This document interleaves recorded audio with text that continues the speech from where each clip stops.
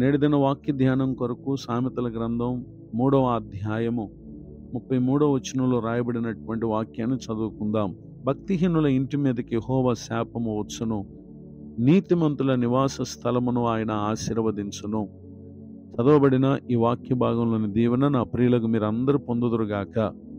వాక్య ధ్యానం కొరకే ప్రార్థన. ప్రేమ కలిగిన మా తండ్రి, మీ వందనాలు. నేడు చదవబడిన ఈ వాక్య భాగం ద్వారా నాతో, మా ప్రియులతో మీరు మాట్లాడి మమ్మల్ని బలపరచమని యేసుక్రీస్తు నామములో ప్రార్థిస్తున్నాను తండ్రి, ఆమేన్. చదవబడిన ఈ వాక్య భాగంలో దేవుని ఆశీర్వాదము ఏ ఇంటి మీదకు వస్తుందో ఇక్కడ మనం చదివి ఉన్నాం. నీతిమంతులు అని అనగా దేవుని యందు విశ్వాసం ఉంచి ఆయన చిందించిన తన రక్తము చేత ఎందరైతే కడగబడి పవిత్రపరచబడతారో అట్టివారు నిశ్చయముగా నీతిమంతులని దేవుని యొక్క వాక్యం మనకు రోమాపత్రిక 3వ అధ్యాయము 22వ వచనం మొదలుకొని 26వ వచనం వరకు రాయబడిన వాక్యాలు మనం చూస్తాం. అయితే ఇటు నీతికి విరోధముగా ఎవరైతే భక్తిహీనులుగా ఉంటారో, అనగా దేవుని మాట విని దాన్ని చొప్పున చేయకుండా అశ్రద్ధ చేస్తారో, అట్టివారు తమ ఇంటికి మీదకి శాపాన్ని కొని తెచ్చుకుంటారు. యెహోషువ గ్రంథం 7వ అధ్యాయము 20వ వచనం మొదలుకొని 26వ వచనం వరకు రాయబడినటువంటి వాక్యంలో, నాడు ప్రభువారు యెహోషువ చేత యెరికో శపింపబడిందని, యెరికోను వేగు చూచుటకే వెళ్ళేటటువంటి వారు ఏది కూడా చూచి ఆశించొద్దు అని చెప్పి ప్రభు సెలవిస్తే, ఆకాను దేవుని మాటకు అతడు అవిధేయుడయ్యాడు.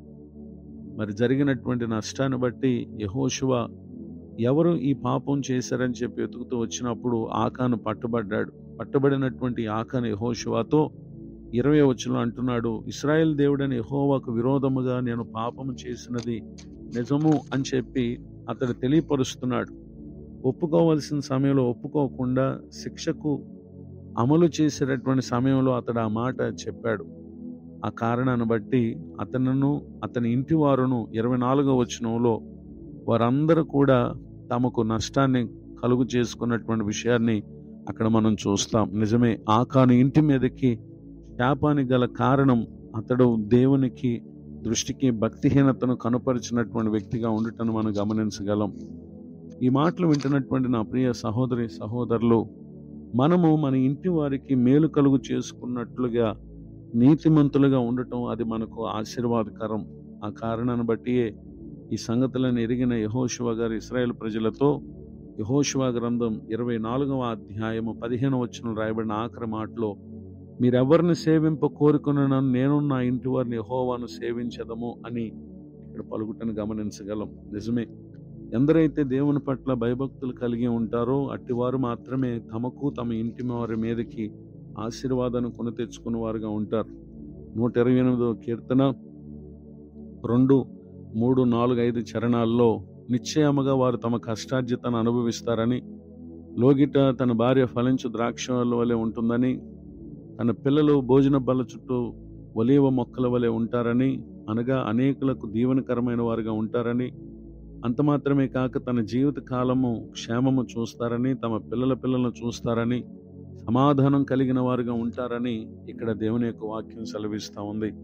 ఇటు దీవెనలకు ఈ మాటలు వింటున్నటువంటి నా ప్రియులకు మీరు నీతిమంతులుగా మీరు మీ గృహంలో జీవించి భక్తిహీనత వల్ల కలుగు శాపాన్ని కాక నీతి ద్వారా కలుగు దేవుని ఆశీర్వాదాన్ని పొందుటకు పరిశుద్ధాత్మ దేవుడు నేటి ఈ మాటల ద్వారా ప్రతి ఒక్కరిని దీవించునుగాక.